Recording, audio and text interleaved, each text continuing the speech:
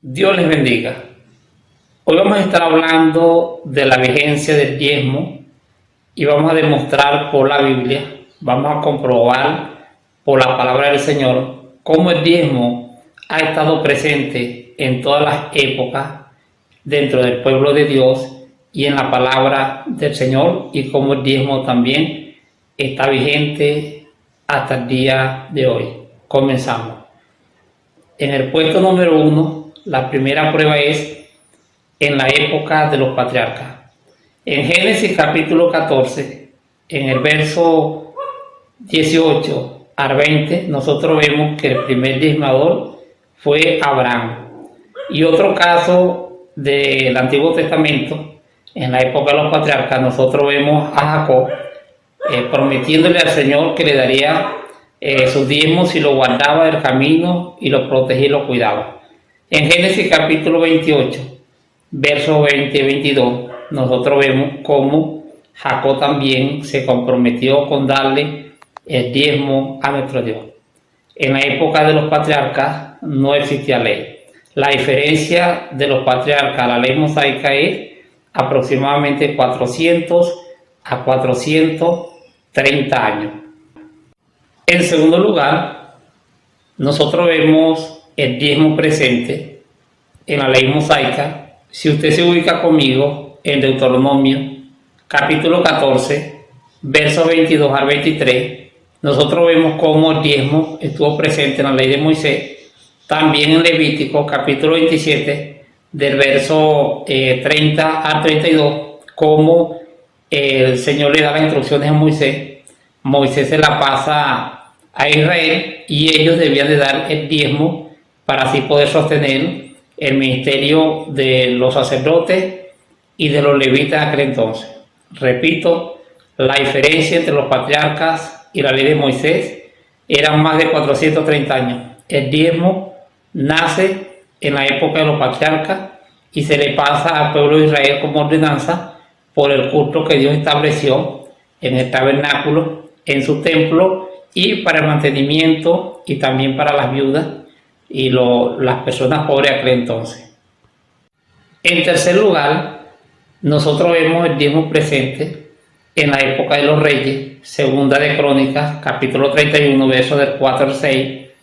El rey Ezequías reorganiza, óigalo bien, el servicio de los sacerdotes y de los levitas de acuerdo a su turno, de acuerdo al oficio de los sacerdotes y levitas que ministraban, ya que ellos eran los que se encargaban de los holocaustos y las ofrendas al Señor. Y el rey Ezequías le dice al pueblo de Israel que tienen que traer la porción. La palabra enseña que el pueblo atendió este llamado y que ellos llevaron sus diezmos, dice la Biblia, en abundancia, ya que el culto en el tabernáculo y en el templo lo estableció el Señor para que los sacerdotes y los levitas ministraran, y él le había dicho al pueblo de Israel que debían de llevar no solamente las primicias, sino los diezmos, ya que los sacerdotes y levitas tenían familia, y para que ellos se encargasen única y exclusivamente de ministrar el culto a Dios, era necesario que las demás tribus llevaran sus contribuciones, sus diezmos a nuestro Dios.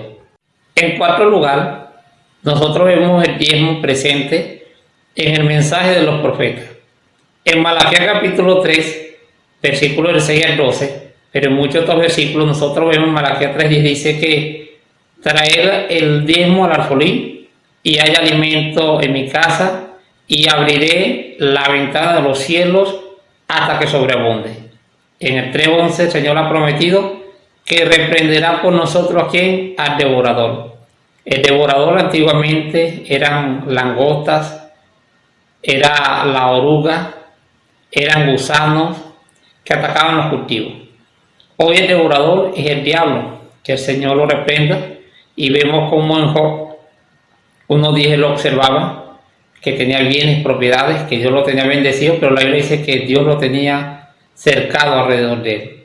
Entonces nosotros vemos también, en cuarto lugar, cómo el diezmo está presente en el mensaje de los profetas para que esto se lo enviaran o se lo hicieran llegar al pueblo de Israel. En Malaquías nosotros vemos un reclamo de Dios, ya que el pueblo de Israel lo estaba robando los diezmos, y el Señor les manda este mensaje para bendecirlo, para abrir la ventana de los cielos y para reprender al devorador, que era destruidor en aquel entonces de los cultivos. En quinto lugar, nosotros vemos el diezmo presente en el tiempo de nuestro Señor y Salvador Jesucristo. En Mateo 23, Él hizo una aclaratoria y también reprendió a los escribas y fariseos de aquel entonces, porque ellos eran fieles con su diezmo, pero ellos no hacían algo muy importante para Dios. No practicaban ni el amor, ni la justicia, ni la misericordia hacia el prójimo, y Cristo dijo que era necesario dar el diezmo sin dejar de hacer también lo otro. Es decir, que era bueno diezmar, pero que también era bueno ante Dios que se tuviera amor por el prójimo. No hay un solo versículo bíblico donde Cristo prohibiera el diezmo, no, ni lo abolió, sino que Él aclaró que las dos cosas son importantes ante Dios: el amor al prójimo, y que dar el diezmo también es importante. Por eso es que el diezmo hasta el día de hoy ha estado y estará vigente, y es una bendición darle el diezmo al Señor. En sexto lugar, nosotros vemos el diezmo presente en la iglesia de nuestro Señor y Salvador Jesucristo. En 2 Corintios, en el capítulo 9, en el verso 6 y 7, la Biblia habla de que lo que sembremos, eso segaremos. Si sembramos escasamente, escasamente segaremos, y si sembramos generosamente, generosamente sembraremos. La palabra enseña que Dios ama al dador alegre, y que no debemos, cuando le damos a Dios lo que le pertenece, darlo ni por tristeza ni por necesidad, sino que debemos dar las ofrendas, y en este caso el diezmo, con gozo. ¿Por qué debemos dar el diezmo? Para el mantenimiento, el sostén de la iglesia, para que se les pueda pagar a los ministros, pastores, junta directiva, también para poder ayudar a los pobres. El diezmo sirve para todo. Con el diezmo podemos comprar Biblias, podemos enviar misioneros a otros países. Con el diezmo podemos fundar iglesias, comprar el techo raso, pagar la electricidad, pagar el agua, comprar bancos, pintar la iglesia, colocar cercas, podemos acondicionar los baños, comprar el material para limpiar el baño, para limpiar la iglesia. También el diezmo sirve para cuando vamos a los campamentos, si hace falta un filtro para tomar agua, si hace falta aires acondicionados, o si hace falta ventiladores para comprar el cepillo de barrer la iglesia. Tiene mucha importancia. El diezmo está presente hoy más que nunca, debemos de darlo para que Dios nos bendiga, para que nuestro templo se mantenga al día, para poder pagar los impuestos terrenales. Así que hemos visto que el diezmo ha estado presente en todas las épocas: la época de los patriarcas, la época en la ley mosaica, en la época de los reyes, en el mensaje de los profetas, en el tiempo de Cristo, y también hoy está presente dentro de la iglesia del Señor. Dios me les bendiga a todos.